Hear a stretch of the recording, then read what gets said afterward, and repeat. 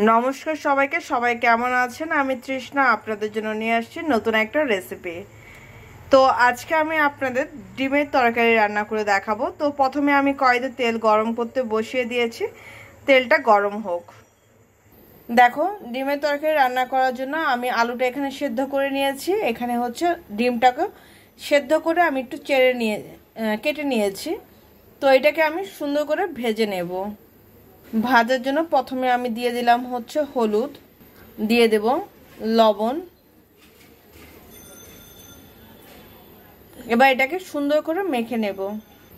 দেখো, ডিমটা আর আলুটাকে খুব সুন্দর করে আমি মেখে নিয়েছি। প্রথমে আমি ডিমটাকে ভেজে নেব। কড়াইয়ে তেল গরম হয়ে গেছে, এখন আমি এক এক করে ডিমগুলো ছেড়ে দেব।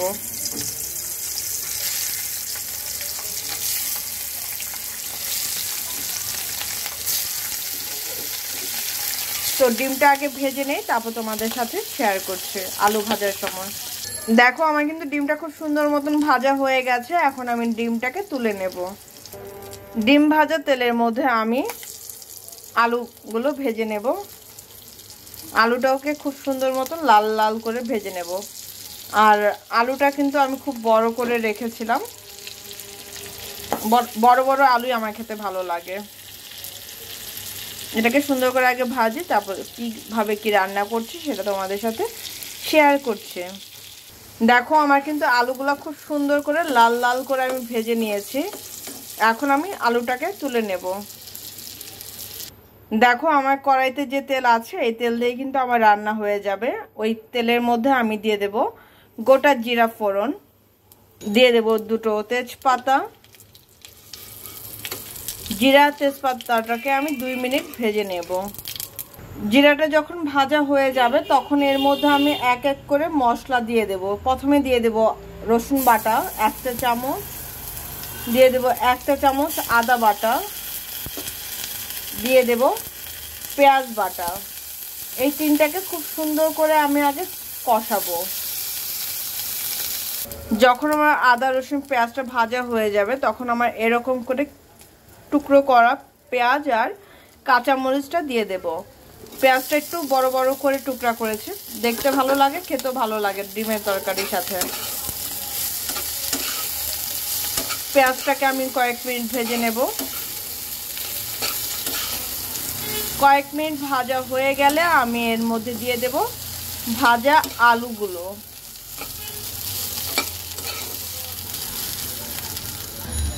পেঁয়াজটা ভাজা হওয়ার সাথে সাথে আমি এখন এর মধ্যে দিয়ে দেব ভাজা আলুগুলো।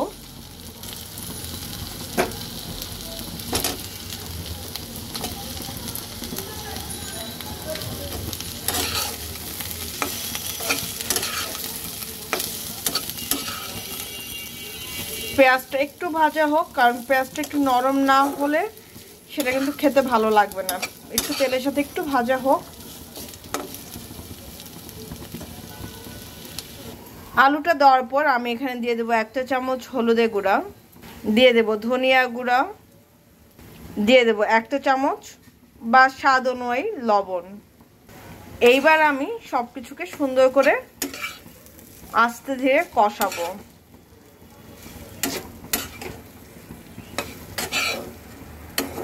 তেলটা কমই থাক, কারণ বেশি তেল দিলে খেতে ভালো লাগে না। এর মধ্যে আমি ঢেকে ঢেকে কষাবো। এখন আমি এটাকে ঢেকে দেব। দেখো, খুব সুন্দর মতন কষানোর পর আমি এখানে একটু হালকা জল দিয়ে দেব। আর জলটা হচ্ছে মশলা ধোয়ার জল। হলুদ ছিল, আদা বাটা রসুন বাটা যে পাত্রে রেখেছিলাম সেই পাত্রটাকে আমি একটু ধুয়ে জলটা দিয়ে দিলাম।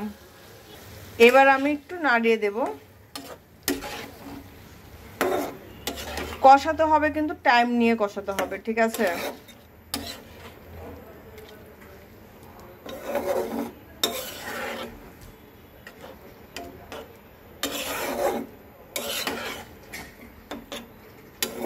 এখন আমি এটাকে আবার ঢেকে দেব।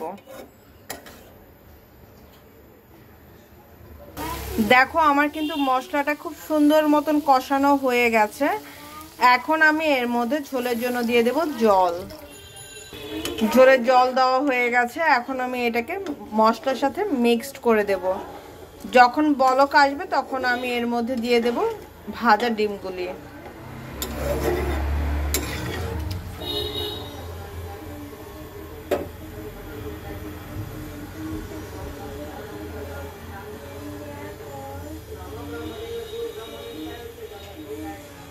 দেখো আমার কিন্তু ঝোলে বলক চলে আসছে। এখন এর মধ্যে আমি ডিমগুলি দিয়ে দেব।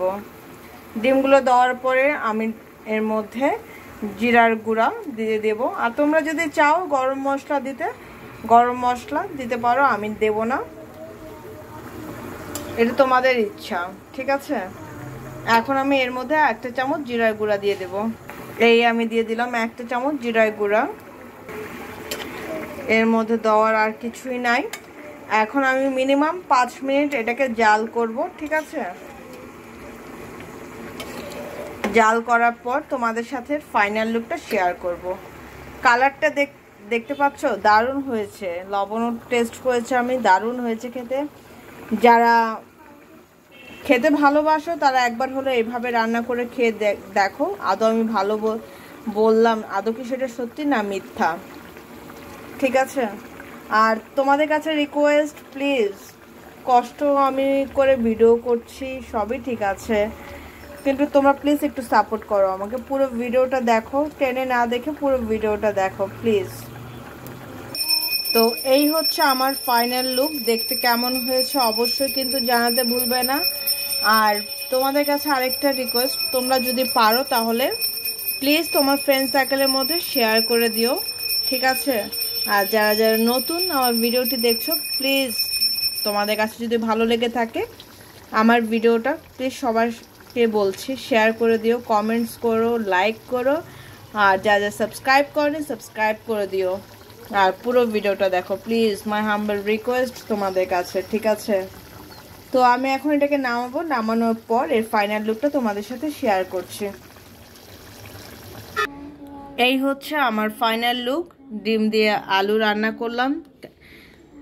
কেমন হয়েছে অবশ্যই কিন্তু জানাতে ভুলবে না। আশা করছি তোমাদের খুব ভালো লাগবে। দেখতে তো দারুণ হয়েছে, খেতেও ভালো হয়েছে, ঠিক আছে। দেখতে অনবদ্য হয়েছে। তো সবাই ভালো থেকো, সুস্থ থেকো, আমার জন্য আশীর্বাদ করো। আর সুস্থ থেকে যেন আমি তোমাদের জন্য নিত্য নতুন ভিডিও দিতে পারি, ঠিক আছে। আর প্লিজ তোমরা পুরো ভিডিওটা দেখো আর সাবস্ক্রাইব করতে কিন্তু ভুলো না।